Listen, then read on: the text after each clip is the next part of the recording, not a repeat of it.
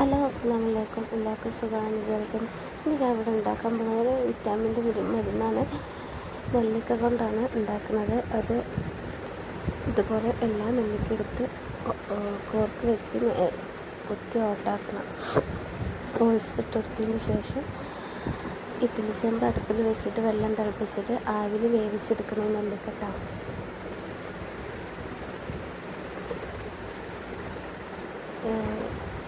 നെല്ലിക്കയിൽ ഇത്തിരി പോലും വെള്ളം പാടില്ല. എല്ലാം തുടച്ച് വൃത്തിയാക്കണം. അതൊരു അരമണിക്കൂർ 3/4 മണിക്കൂർ വേവിക്കാൻ വെക്കണം. എന്നിട്ട് പിന്നെ അത് അടുത്ത പാത്രത്തേക്ക് മാറ്റണം. കുറുക്ക് വെച്ചിട്ട് വേണ്ടതുകൊണ്ട് കുറുക്ക് വെച്ചെടുക്കാൻ പ്രയാസത്തിന് അപ്പോൾ കൈക്കൊണ്ടെടുക്കുക. പിന്നെ വേറൊരു പാനിൽ ഞാനതേ പാത്രം തന്നെ എടുത്തിരുന്നു.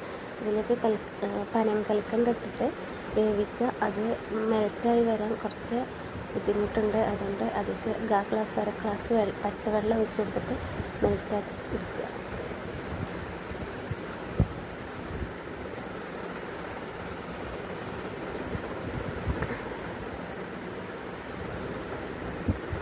പിന്നീട് നമ്മൾ വേവിച്ച് വെച്ചില്ലേ നെല്ലിക്ക, അത് അതിലേക്ക് ഇട്ടെടുക്കണം കേട്ടോ.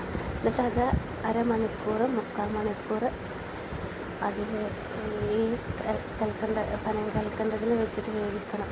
മൂടി വെച്ചിട്ട് വേവിക്കണം, നന്നായി വേവിക്കണം.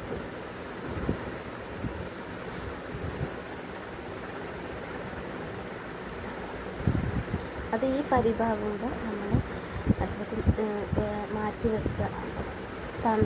ചൂടാറിയതിന് ശേഷം തണുത്ത ശേഷം ഒരു പൊട്ടുന്ന ബൗളിലേക്ക് മാറ്റുക. പ്ലാസ്റ്റിക് ബൗളിലേക്ക് മാറ്റരുത്, ആ മരുന്നിൻ്റെ ഗുണം പോവും. അപ്പോൾ എല്ലാവരും ഇതൊന്ന് ട്രൈ ചെയ്ത് നോക്കുക.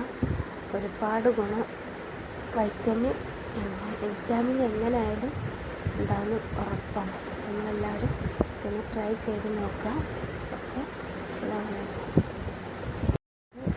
ചെറിയ കുട്ടികൾക്കും വലിയവർക്കും എല്ലാവർക്കും കഴിക്കട്ടെ.